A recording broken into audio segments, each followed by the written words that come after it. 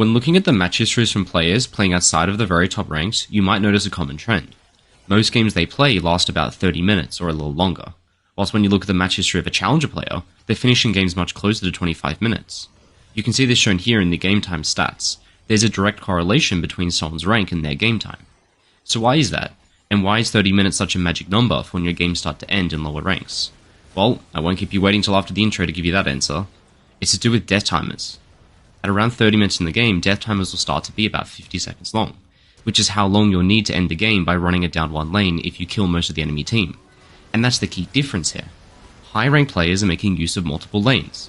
That's what we'll be looking at in today's video, along with several other tricks that high-ranked players are using in order to figure out why they're consistently able to end games in quicker than 30 minutes. But before we start the video, just a reminder, I've started my own Patreon, where I'll be posting the recordings of all of my best coaching sessions in full. Right now, there's already a pretty expansive library of videos up that I'll be adding to every day, covering all roles and ranks, including a couple of sessions with Grandmaster players, pro players, and even pro team scrims.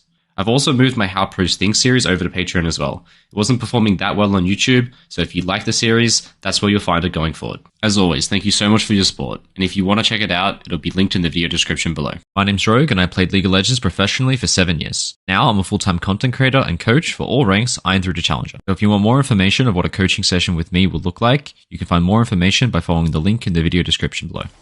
We're going to start off by looking at a Grandmaster game where Blue Team ends up getting a 20-minute Baron. Great job, Blue Team. Now pay attention to what each player does after the Baron is taken. Watch as they all quickly fan out to cover the whole map, and especially take note that every single minion wave is being pushed out here, and each player is filling the gaps left by their teammates in doing so. Now is exactly 1 minute after the Baron died. Look at the state of the map. Blue Team has all 3 lanes pushed up until their enemy's base, and it's giving them a ton of vision and map pressure. They have a ton of different options of lanes to rotate to if they encounter too strong of a defense somewhere. Now let's compare that to a game of Gold Elo, where 25 minutes in a Red Team gets a Baron. This is much later in the game than our Grandmaster players were, so Red Team should have an easier time closing the game out with more items and longer death timers. Let's see how they do. Instantly we see our first difference. After the Baron, everyone on Red Team recalls, including the Shyvana, who ends up buying nothing because she only had 700 gold and her inventory was full. Then notice Red Team's proximity to mid, the lack of attention being given to minion waves. Even now, after pushing mid, they completely forget about the wave and instead run into bot river and start a random fight. Now at this moment, it's been exactly 1 minute since Red Team killed the Baron. Take note of where their waves are. Not a single minion wave is even past the river. For reference, this is 1 minute post-Baron in the Grandmaster game. Now back to our gold game. You can see the difference. Our Red Team did go on to ace the entire enemy team and win this team fight, but at the moment that they did, you realized the fight had happened so far away from the enemy base, and without waves ready, all we could do was take a dragon and recall. Red Team goes on to get a second Baron at 31 minutes in this game. And funnily enough, this time, their strategy of AoE mid and fight in the jungle actually works. It's clear that after 30 minutes, because of death timers and champions dealing more damage, it's not necessary to play with multiple waves. After getting the teamfight win, they simply run up mid with just a few minions, and end the game just seconds later. Now that Blue Team's death times are longer, and champions have more damage, our Red Team can get away with bad macro, and that's how they're able to end the game. Now of course, many of these problems are team-wide, and it's difficult for just one person to completely solve them all, but one person can still have a massive impact. In order to see how we're going to do that, we have to break down the decision makers of each player at an individual level. Take Shyvana for example, who as previously mentioned, based with only 700 gold while near full health and bought absolutely nothing.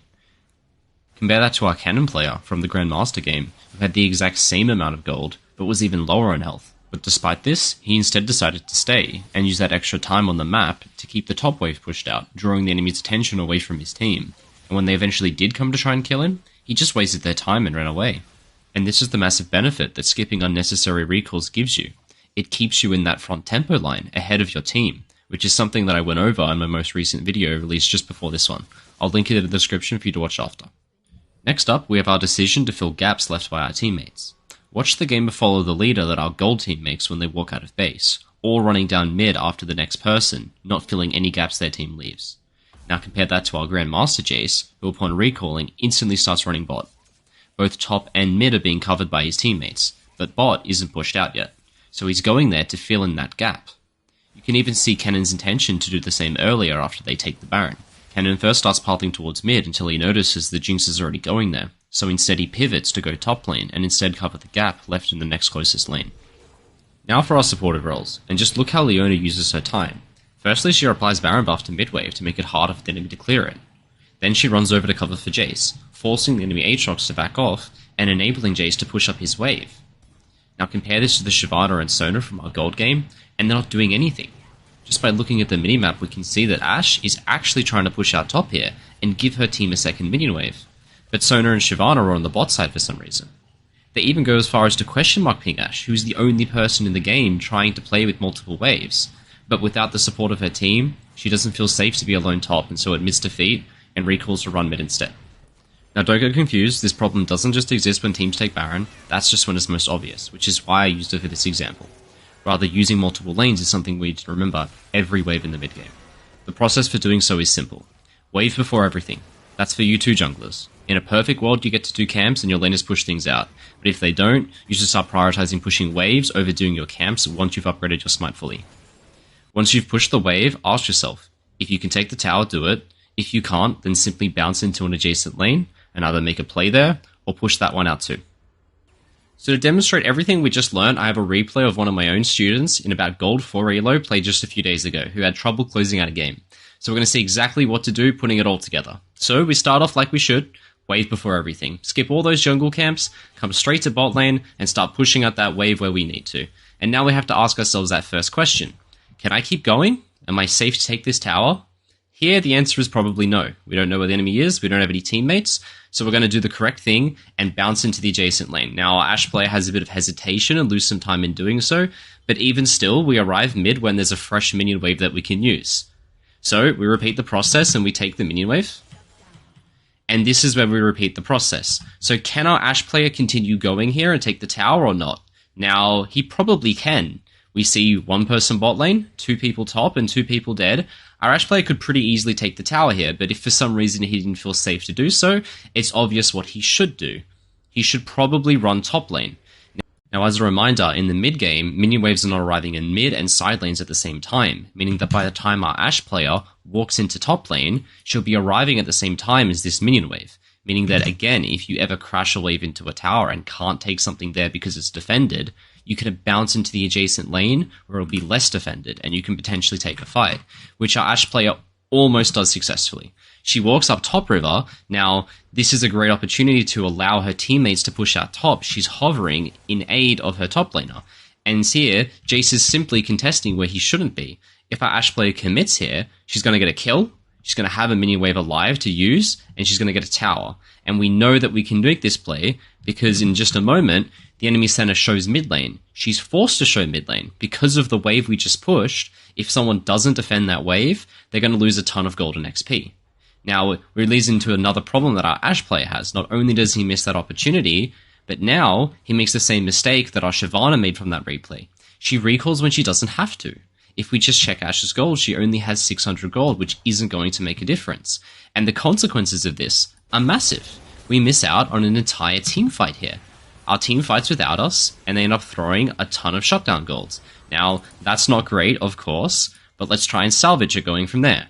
So we come out of base, we catch our minion wave, and yet again we repeat the process. Wave before everything. Now that we've got our wave, can we run up mid? Of course not. Our team is dead. So what are we going to do?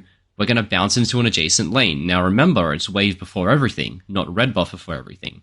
Our Ashe has a choice here. She can either go bot lane and help Varus take this tower using this minion wave, or she can do something like go top lane, a less aggressive play that her team's dead, and instead prep that wave, filling in that gap that her teammate has left because they died. But our Ashe player decides not to do that, when she could go top lane and potentially kill Malphite, catch a secondary minion wave, and put pressure on a tower, while the enemy is killing her Varus. Instead, all she does is steal her jungler's Raptors. Now finally, taking us back to our gold elo game, where the red team just got Baron, you'll see Ashe actually came really close to carrying and ending this game off the back of this exact macro. She skips all of the jungle camps to do that wave before everything. Now without her team hovering her, she isn't safe to keep pushing, so she goes into mid instead, the adjacent lane. Moments later, we spot Malphite clearing the wave top that Ashe just pushed in, confirming we have a numbers advantage mid. And just when that happens, look what Anivia does.